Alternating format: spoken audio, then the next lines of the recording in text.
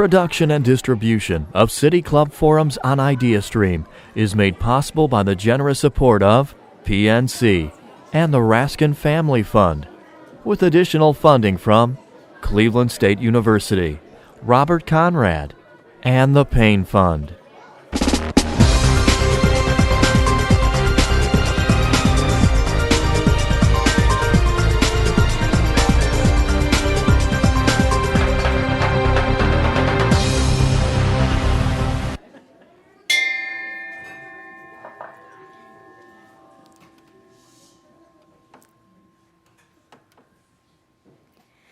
Good afternoon. My name is Lori Rogdeiler, and I am the Director of Core Curriculum and Development for Teach for America in Northeast Ohio. It is an honor and a privilege to be at the City Club of Cleveland today to present the first elementary youth forum focused on growth mindset. Welcome, students. We are so excited to have you here today with us. Let's give a round of applause to all the elementary students here who are making history in the room.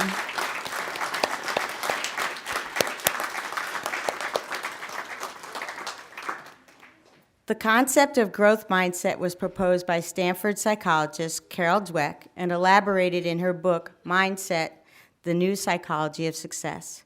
Dr. Dweck encourages young and old to drop their fixed mindsets and instead embrace a growth mindset.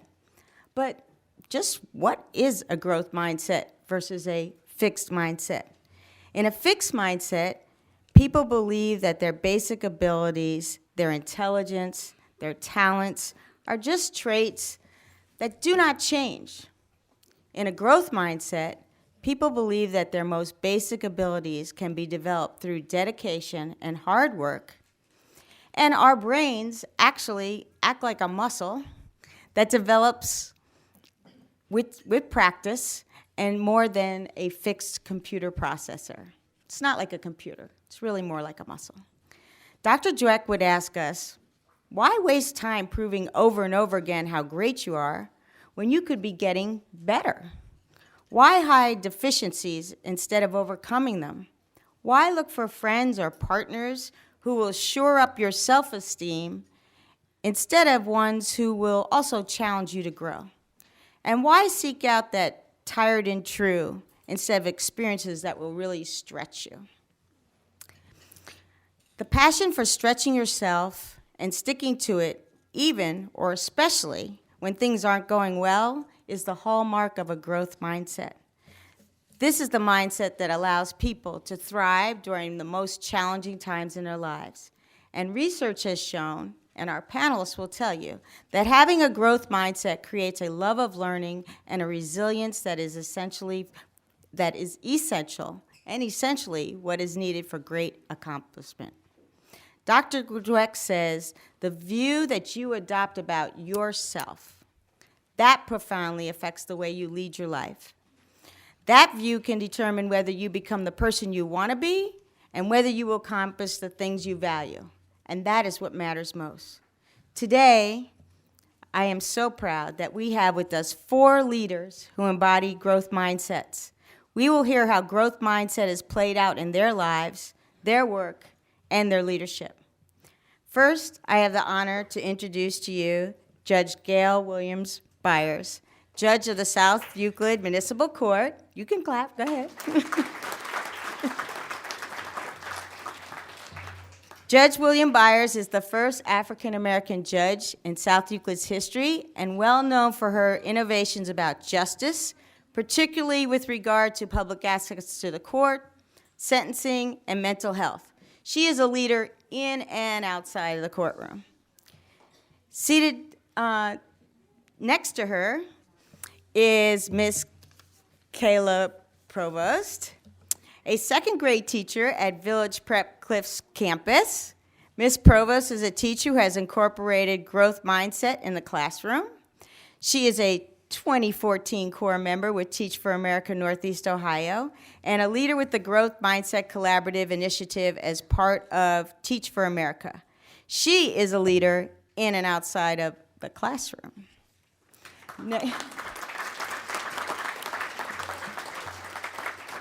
Seated next to her is Mr. Mike Chernoff, General Manager of the Cleveland Indians baseball team.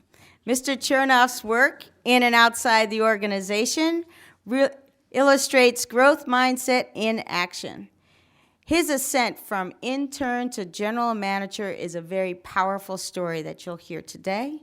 His attitude and engagement with others empowers all to be successful on and off the field and in and out of the office.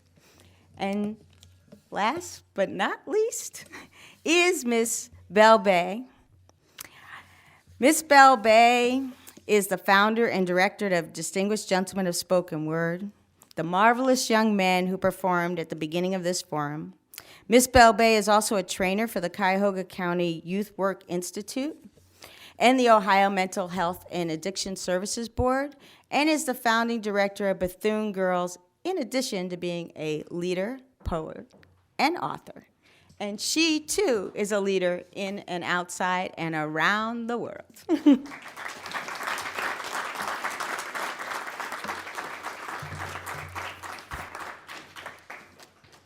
And let's talk about you. You are our future leaders of the world.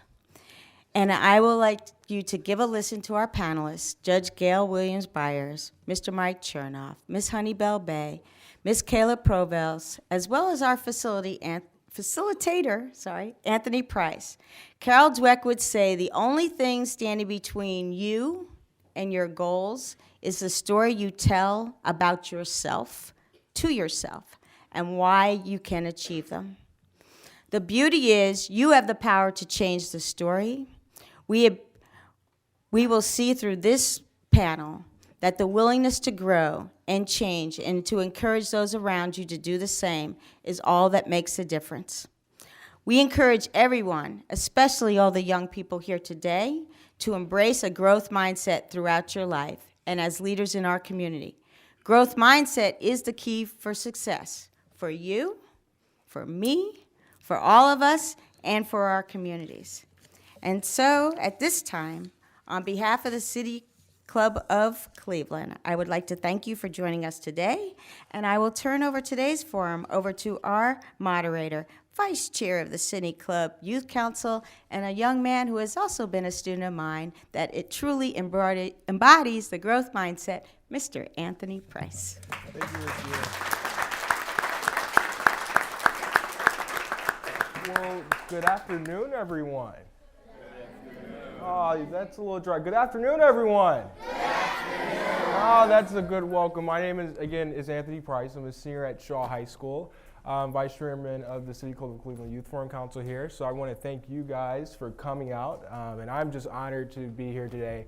In 104 years, when you think about that, City Club, this is the first elementary youth forum. And you guys are all a part of that history-making process today. You're all changing the world just by sitting here today. So you guys are doing a great job. And I just want to thank the panelists again for coming out and being a part of this great historic event. So thank you guys for coming. We can give them a round of applause. So when we're here making history together at this first elementary youth forum, and I want you to think about to when you were at elementary school, and did you ever think you would be in the position you are today when you were in elementary school? And then what were you like in elementary school, and what was your mindset at the time, and how did that play over time? And anyone can start that.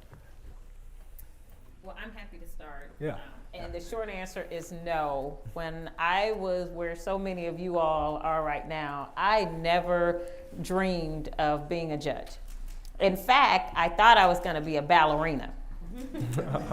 But then I realized that I've got a pretty good relationship with food. So me and the tutu didn't work out so well. And so I had to switch gears. And as I got a little bit older and I started studying more, then I realized that, I didn't mind talking to people. And as I started becoming a little more friendly with crowds and speaking to people, I learned my passion, and that's how I ended up becoming a lawyer, and public service has always been important to me, giving back. And this is, I believe, one of the greatest ways to give back. So this is how I landed here, from the ballerina to the judge, or the ballet judge, I suppose. Yeah. Well, I guess you're a ballerina in the courtroom too, as being the judge. I am a little nimble. Anyone else that want to answer? My elementary self thought I would be a teacher. My high school self didn't, but here I am being a second grade teacher. I wanted to be a teacher by the time I was 5 until about 16, then studied communications and Bible in college, and then ended up doing Teach for America, and here I am teaching at Breakthrough Charter School. So I always loved school and learning as a child, and I think that was a combination of things from my parents and my teachers.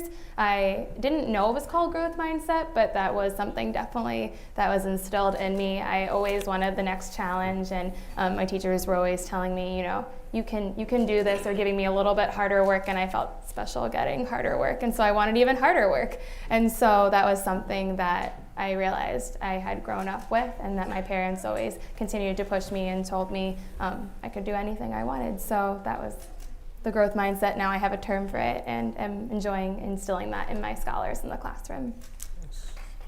So not many kids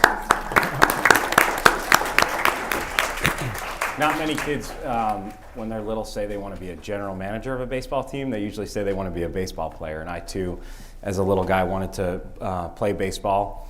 Had a passion for it. I had a baseball catch with my dad once a month, every month. I still do it at 34 years old. I've done it since I was 6 years old. So I have a deep passion for baseball. But I had to work really hard in baseball. I wasn't a natural athlete in any way, and that hard work and perseverance helped me in other areas of my life. I'm not sure that I had a growth mindset in other areas, but I saw how it translated from baseball into the classroom. And when I played baseball up through college, which was further than I ever thought I might be able to, but as my skills on the field ran out, I transitioned into a front office and have worked my way up since then to the position I'm in.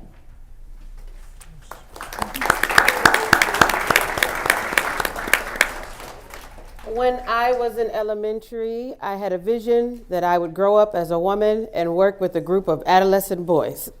No one starts out that way, but I did know that I had a passion for writing. I knew that writing was the one thing where I could be completely free. I could be completely me and create a world all of my own. Equally, I always knew that I wanted to serve and give something back. And when I met or had a vision of the distinguished gentleman, those two merged and had just a seamless marriage. And I was doing both, the ability to write and give back to the community at the same time. So, well, let's give a round of applause for Ms. Belbet. So it's been said, with growth mindset visionaries that effort, and I'm going to read this, effort is one of the things that gives meaning to life. Effort means that you care about something and that something is important to you and you're willing to work for it. So you guys kind of hit about that in the first question I asked you. So can you elaborate a little bit more about your career? Do you love doing what you do? Why? And then how does a growth mindset play into your day-to-day professional life? And anyone can start that. I'm going to nominate Mike. So effort is, it's everything. And you don't want to hear about my job. You want to hear about the players' jobs probably. So I watch it with players every day in how we have our closer, Cody Allen, who some of you may have heard of, is one of the best players in the major leagues right now. When he was drafted, 697 other players were drafted ahead of him. So the only way that he got from being 698th to first was through that hard work. Nobody pointed at him and said, hey, that guy is going to be a major league closer when he gets older. So it is in my job, probably in all of your jobs, in our players' jobs, it's that mindset of continuous improvement. How do I take wherever I am right now and keep getting better? And I brought a little quote here. I did a little preparation for this. Nice. And so this is pretty amazing. Who, the best athlete any of you can think of, we're in a wonderful place to find that. Who do you think it is? Did you have someone in mind? No, look, the best athlete you can ever think of. Go ahead. Yeah. LeBron James, that's who I have a quote from. So here's what LeBron James said. I have it from a quote of what he said. I've got to have a growth mindset, man. That's what it's all about. Me still trying to improve, even at 30 and 12 years in the league. I think I've got room to improve, so if it's changing my free throws, if it's doing something different in the post, or if it's how I pass the ball or defend, I'm trying to get as much out of this game as I can while I'm in here. And I think that's the approach that we all take, and I see our players take that get to the top.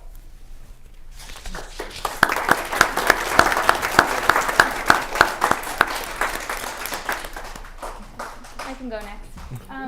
As a teacher, you need to have a growth mindset, especially if you're instilling that in your children and your scholars.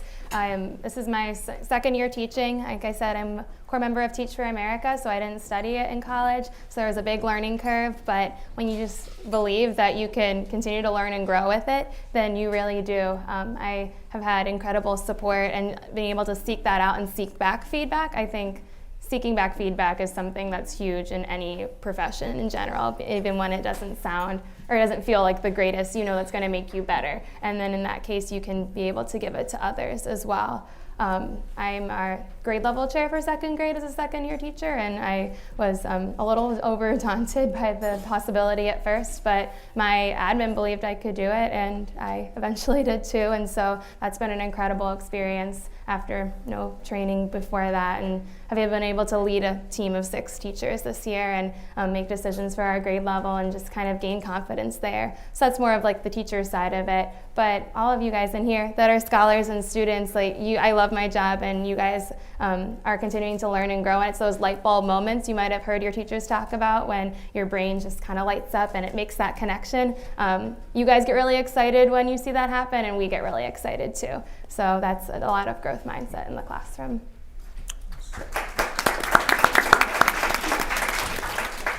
And for me, I'll take it in our community-based classroom, because we're not at one school.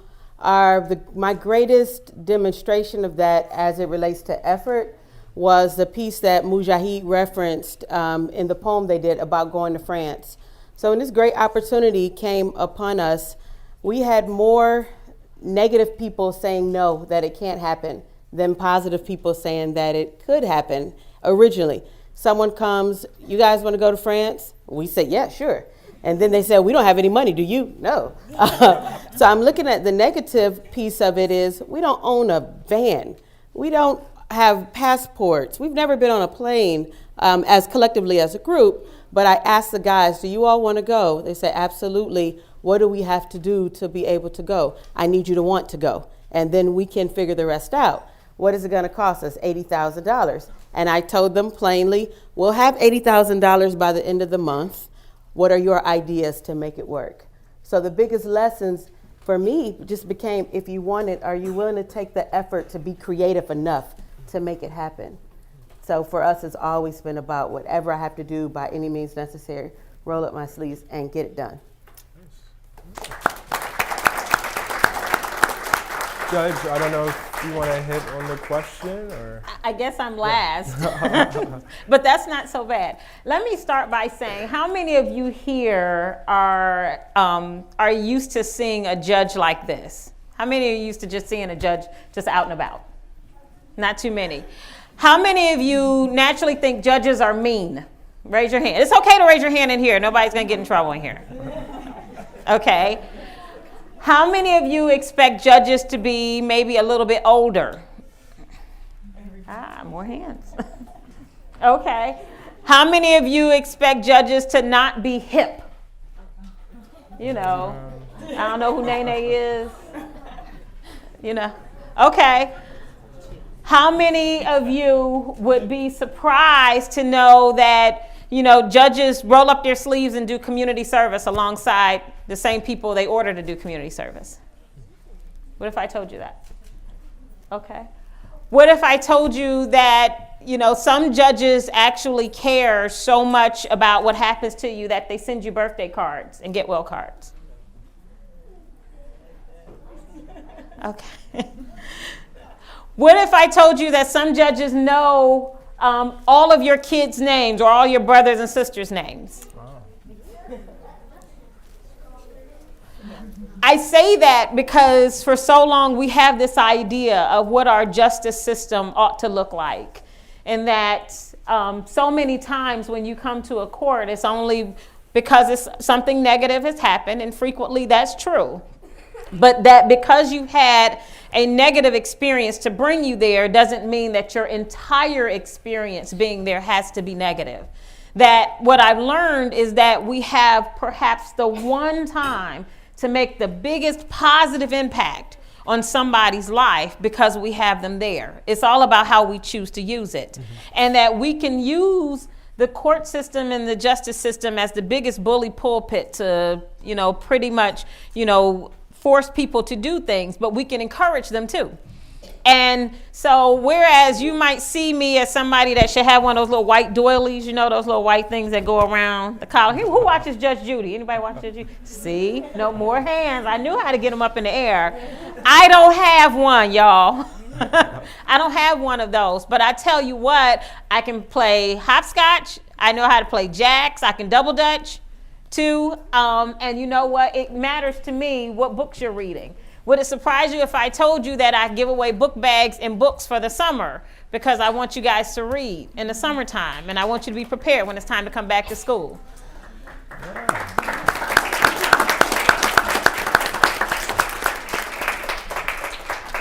And so that's where I think this all matters is, moving away from what we traditionally believe the role is into the things that really directly, personally impact the people whose lives we have a chance to change in that moment. Nice.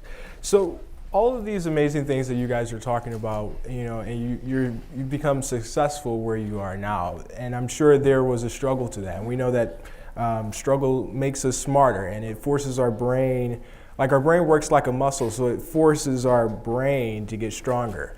It's just like a weight, we apply more weight to it, apply more pressure, and we have so many attempts to use it. So in our life, we're faced with certain situations that makes us smarter, that forces us to be smarter. They're placed in our life for that particular purpose. So can you just think about a time in your life when a situation was put in your life and how it forced your brain to get even stronger and to expand your mindset to grow? Please, by all means. I've got two, one in my life and one in one of our players' lives. When I was younger, I considered myself pretty good at math. I loved sports. I worked hard. I thought I was not a reader. Couldn't read, couldn't write. And I just had this fixed approach to it where I didn't enjoy it. And so I just stopped trying at it. And one of these struggles that I had was my sophomore year in high school. I finally had a teacher who just made me write 2 pages every day. Had to write 2 pages on the computer every day. It was supposed to be about what we were learning about, but she never checked that. 2 pages every day. And that struggle of doing it, it was painful, it was really hard, but that was a breakthrough for me. And now I consider myself one of the better writers on our staff in Cleveland. So that's the first one about me. The second one, which will be much more interesting, is about our major league players and Francisco Lindor, who might be the best player on our team right now. When he came up to the major leagues last year, he was second. He was the second best first-year player in the league. But when he first came up, his first 100 plate appearances with us, the first 100 times he came up to bat, he only got 20 hits in those 100 plate appearances, and that's not very good. And so that struggle of seeing that, hey, the major leagues are really hard. He could have done 2 things, and I've seen this with our major league players. He could have given up and gotten sent back to the minor leagues, or he could have persevered through that and worked even harder to get better. The players that succeed in the major leagues for us are the ones who embrace that struggle and who try to get better. And so now you see the fruit of that with him and how successful he's been since then. It's a common story with guys who are successful in the major leagues.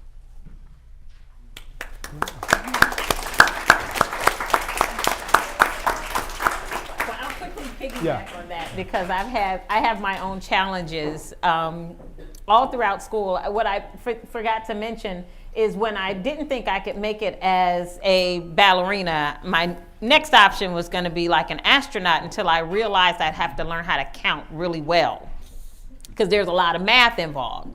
And I have a math phobia. Like I just feel like I cannot do really well with math. And I did really good in school. I managed to go to college, and just as I was about to graduate with my master's, they lowered the boom on me and told me I had to take statistics. I was so hoping it was another reading class because it was math, guys. It was math, and it wasn't just any kind of math. So I was so afraid that I wasn't going to make it out of this class, that I just wouldn't graduate. And I had an instructor that was like, you know what, Gail, you can do it. Just focus, just try. And every single time I'd come to class, after everyone left, somehow I'd be left behind. And this particular professor was always concerned about not just how I was doing with the coursework, but how I was doing mentally, because it was so consuming. I got an A in the class, by the way. I got an A.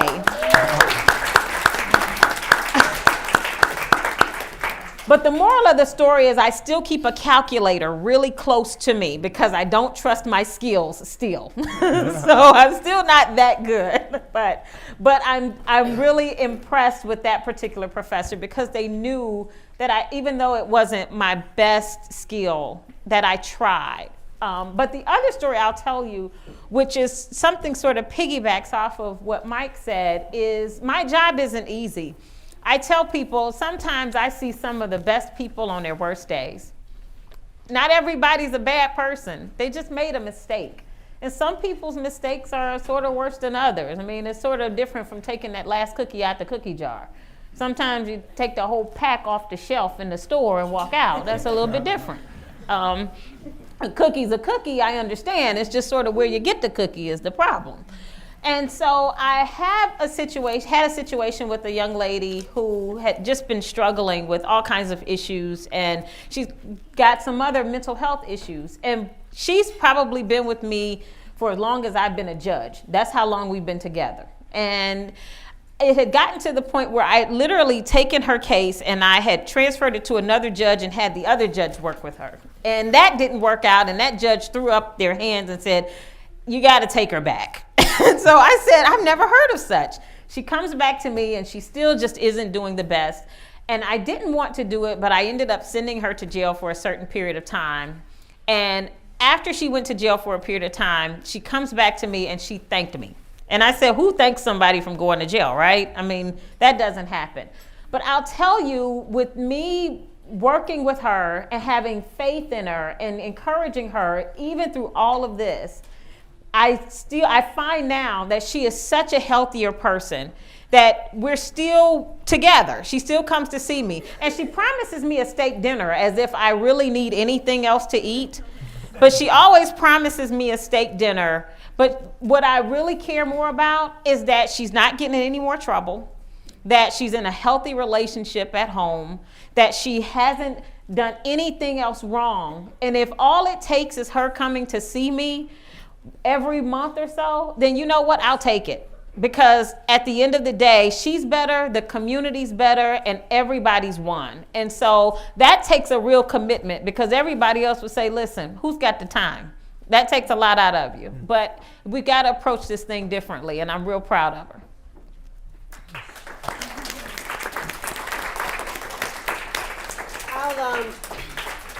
I'll take that piece, and my story still always leans back to the distinguished gentleman. They're one of my greatest teachers, but the experience as it relates to France was the most I've ever struggled on any project in my entire life. And someone should have given me a manual, a warning guide, something.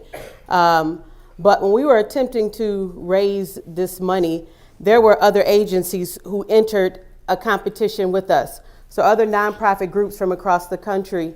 And each day, Jalil and I would look at the board and see how much, and it was maybe 13 agencies, had raised. All West Coast agencies, and the one little agency from Cleveland, Ohio, it still had the $50 in it that I think I put 25 of it, and they were in like 5,000 marks. And so I would tell him, we'll get there somehow, some way. So just the morning that I opened up the Plain Dealer, and it was our story was on the front page of the Plain Dealer. Within an hour, because it's listed on the website, 4 agencies, row 1, 1, 2, 3, 4, 5, 6, 7, 8, 9, 10, 11, 12. So each day, I'm used to seeing myself in position 16. We'll get there. And to see us that same morning, we went from position 16 to position number 1. And now we're ahead. Cleveland raised more money than any other agency in the country. So they flew Jalil and I out, like red carpet style, to California to accept this award, but the struggle still wasn't over. Now we had the money, but still couldn't go to France because there were, and now I'm sure he doesn't mind me using the story. Thank you. There was, in Amir's case, we needed passports. Guess what you need, young people, to get a passport? You need 2 parents to sign off that you can go.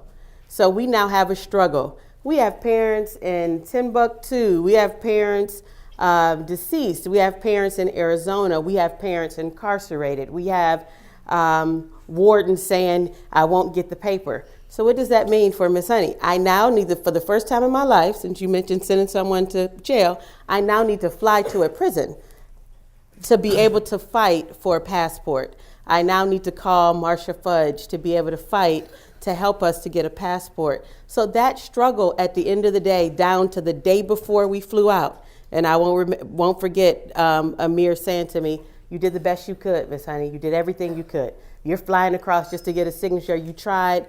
I will be at the top of the Eiffel Tower in spirit with you all. And I told him, you will be at the top of the Eiffel Tower with us, or none of us will be at the Eiffel Tower. Were you at the top of the Eiffel Tower?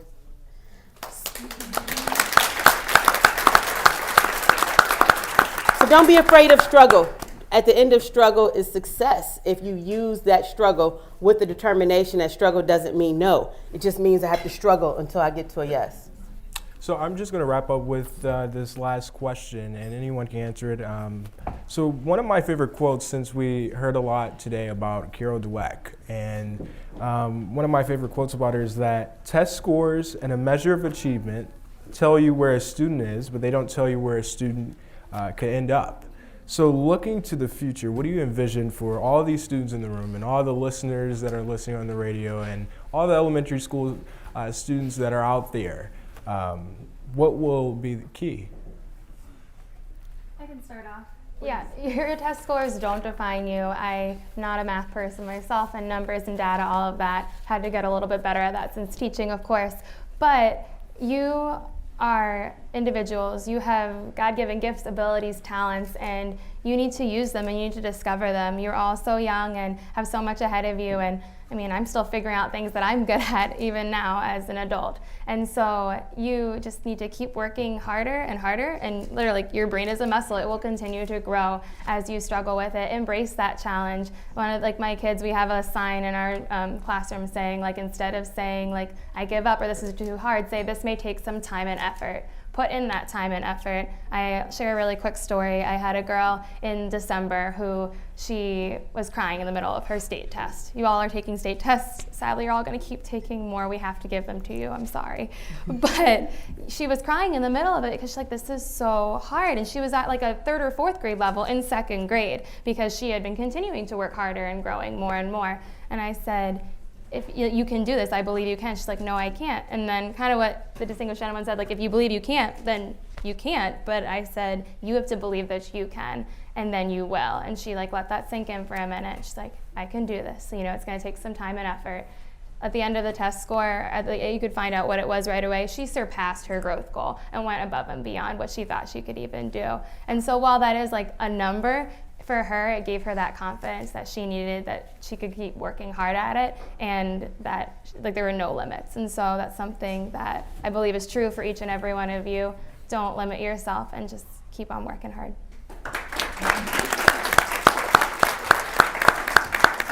Anyone else want to answer the question?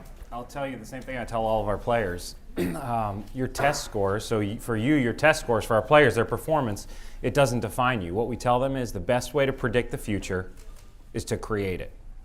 Abraham Lincoln said that. And that's exactly how to think about your test scores. It is an assessment in time. It doesn't define who you are.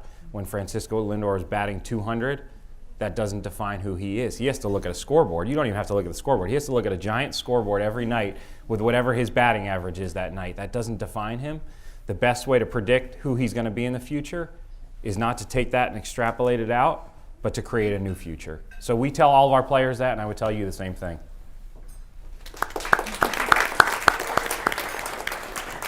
Go I'd have to say my thunder is stolen already, and I'm so encouraged by what's been said, because they've said just exactly what I would tell you. First of all, I'm a parent too. So you know what I've always told my son is your brain is the strongest muscle in your body.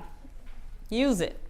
If every other muscle gives way, you still got that brain, and it's a wonderful thing, and it keeps growing, and the more you put in it, the more you'll get out. The best thing about education is once we all give it to you, nobody can take it back. It's yours to keep forever. And so use it, have it, own it. It's all yours. And test scores, they're just what they are. Yes, sometimes they can tell you where you are right now, but it can never tell you where you're going. I will tell you, I am, what I feel like is a product of one of the most challenged communities in all of Cuyahoga County. And if somebody looked at my test scores then and compared me to somebody else, they would probably predict that I would not be sitting here in a robe needing a doily, right? But guess what? Not a test score or an address or anything else can tell you where you're going. You get to decide that. You get to decide what your future is going to look like. You get to decide how high you'll rise, how far you'll fly, and how far you'll go. And so take hold of your future. I told a young man just the other day, be careful who your friends are. There's a real big difference between chickens and eagles. Eagles fly, chickens don't. They both got feathers and they both got wings. Hang out with the eagles. They'll be the ones flying.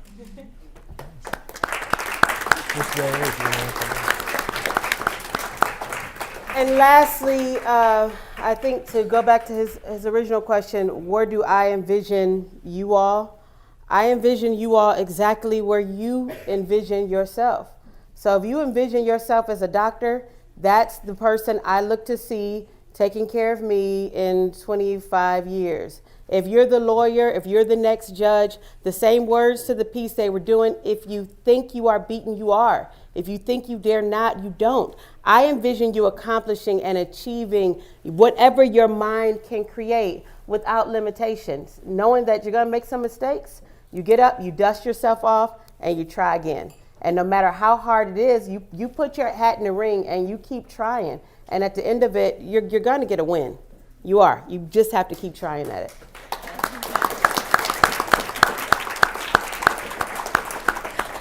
All right. Well, now the forum's over. No, I'm kidding.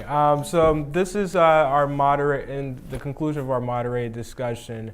I just want to thank the panelists again for coming out. And so today we're enjoying a panel discussion by Ms. Honeybell Bay, Mr. Mike Chernoff, Ms. Kayla Provost, and Judge Gail William Byers.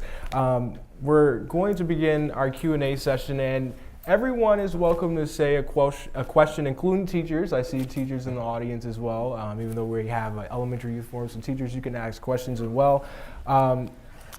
So we're going to have, if you like to tweet a question for those teachers that have cell phones or elementary school students as well. If you have a Twitter account, you can feel free to tweet a question at the City Club, and our staff will try to work on it into the program. We want to remind you, you guys, I know you guys are all great change agents. You have all these great questions, but please remember to keep your questions brief and to the point. Holding the microphones today are very own CEO Dan Moulthrop and Faye Walker. So the first question, please. Here, I got it. Go ahead. You got to stand up there. What's the metaphor for eagles flying in a chicken? Metaphor. What's the metaphor for eagles and chickens? Well, chickens are birds, as are eagles, but chickens are grounded. They can't fly. And so your flight means how high you'll go, how far you'll go. And if you can't use your wings to fly, you're not going really far. But eagles, on the other hand, they're a bird, they've got feathers, and they have a large wingspan. And boy, when they take off, they can go really high and they can go really, really far. And so you should try to be more like an eagle, number one. And number two, make sure you seek out friends that are more like eagles than they are like chickens, meaning they don't make bad decisions, they're not doing bad things, they don't keep you in bad company, and they're not leaving you holding the bag. See, they're going to get in trouble, they're going to stay grounded, and they won't be soaring. They're not going far. They're not going high. But the eagles in your life, they're going to be reading, they're going to be paying attention, they'll be respectful, and they will do great things just like you. Just the kind of company you want to keep.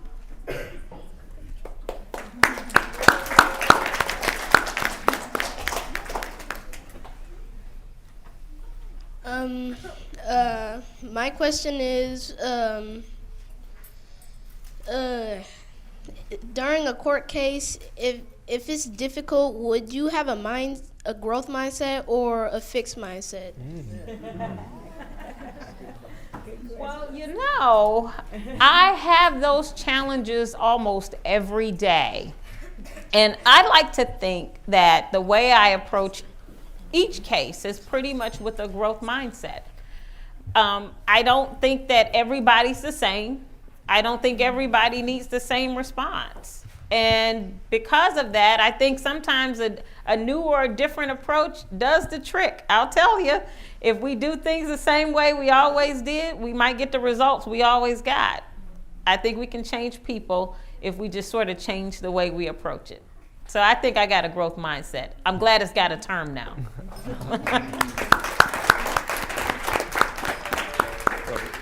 Next question. How smart you gotta be to be in the city club? The city club. Should I answer that? Well, that's a very interesting question.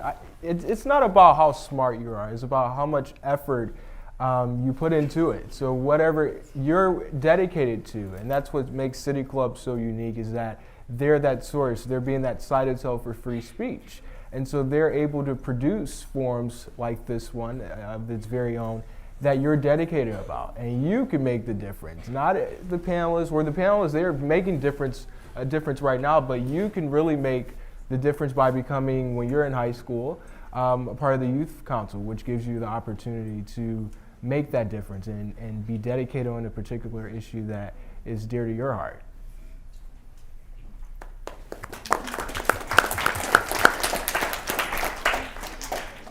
What is the most challenging thing as a teacher, and how did you overcome it? It's a different thing every day, I feel like. But the most challenging thing,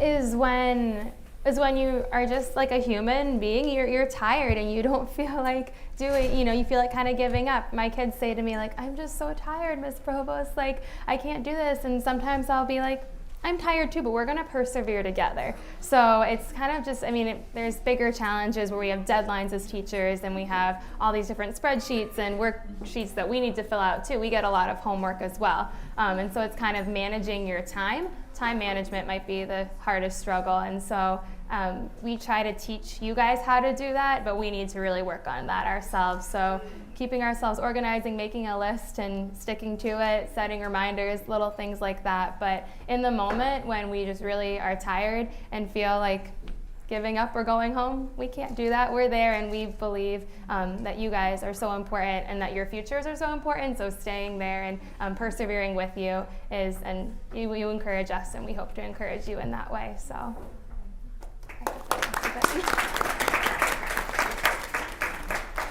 Do we have another question? How does eagles fly and chickens don't? I don't know.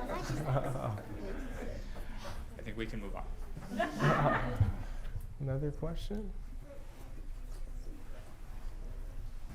I have a question for everyone that's up there. At the place that you are now, do you think that if you wasn't there right now, do you think other job that you would have, would it still be as helping kids and making them have a better life? I think that's an excellent question. I certainly wouldn't be a ballerina. So I know that. But you know what? Before I became a judge, I was a county prosecutor. And as a county prosecutor, I really feel like I did as best a job I could, and a really good job in helping young people and helping kids and helping families when they were the victims of crimes, or if something happened that was bad, that it was my job to help as best I could to explain things to them and to try to make things right as best I could. So I believe that if I were not a judge now, I would still be doing something. If not that, I'd be doing something to help better the lives of people around me, because that's just what makes my heart sing. That's the thing that makes me okay with the person looking back at me in the mirror. And I get up each day knowing that I'm okay with whatever the outcome is, because I tried my hardest. Another question? Yeah. We give a round of applause for that. Looks like we have a question over here. This is a question for Miss Honey. What made you form a group of young, handsome poets like myself? Well, what made me form a group for young, handsome poets? I don't know about the handsome part. No, I'm just kidding. I think see a need, find an answer. I live on the exact same street where I serve the poets, or serve you all. You all know that. And at the time when I formed the Distinguished Gentleman, there were a lot of young men hanging out, and I just wanted you to stop sitting on my car, truly. No, but part of that, I needed you all to have something engaging to be involved in. And I knew that you had the creative, innate talent. I didn't give it to you. I knew that I had the ability to help fish it out, and wanted you all to see that same strength. Before that, to go back to your question, I know you haven't been in the group that long, so you wouldn't know this. My degree is in broadcast production technology. So I worked for CNN affiliates in Atlanta. I worked for NBC affiliates. And I would do what this person is doing in the back. I would run camera. And then what would happen for the morning news, they developed something called robocams, which means I could come to work in my pajamas. I could sit in the newsroom and through a board control the cameras on their own.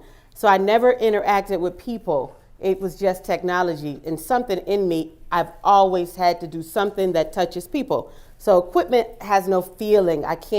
I knew I was not supposed to do that. So even if I were not working with young, handsome poets as yourself, I would innately still do something that touched the lives of people. That's who I am.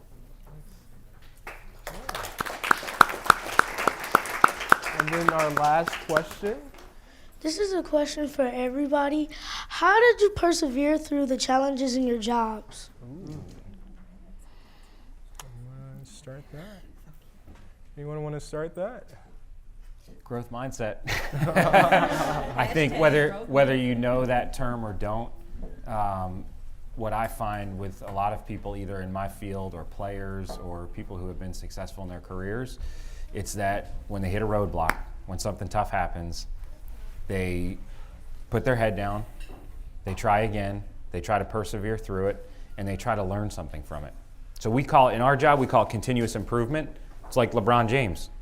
He is the best player in the game right now. Tomorrow, he might not be. How does he make sure that tomorrow he can be just as successful? It's by working a little bit harder each day. So for us, it's that put your head down, work a little bit harder, learn something from it, and find new ways to do things.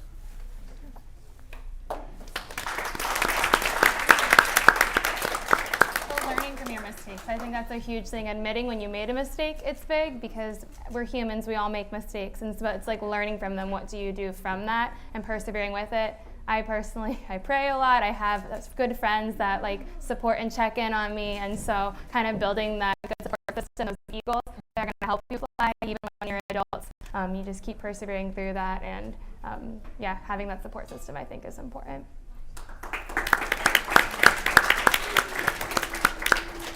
For me, perseverance comes from the end game.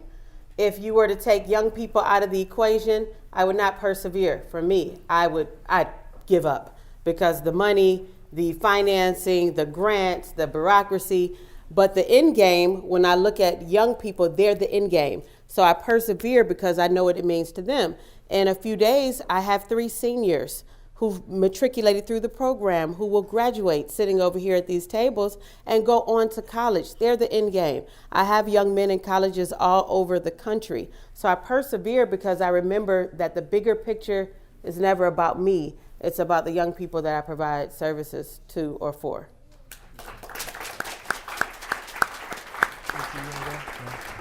All right, with that instead, I'll turn it over to Ms. Uragity Eiler. Today at the City Club, we've been enjoying the first elementary forum, a panel discussion on growth mindset. Today's forum is sponsored by AT&T and presented in partnership with Teach for America, Northeast Ohio. We thank each of you for your support, and that brings us to the end of today's forum. Thank you, panelists. Thank you, ladies and gentlemen. This forum is now adjourned.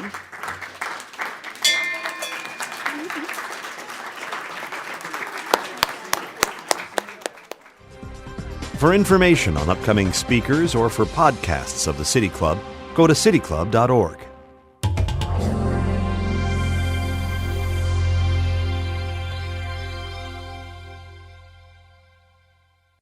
Production and distribution of City Club Forums on IdeaStream is made possible by the generous support of PNC and the Raskin Family Fund, with additional funding from Cleveland State University, Robert Conrad, and the Payne Fund.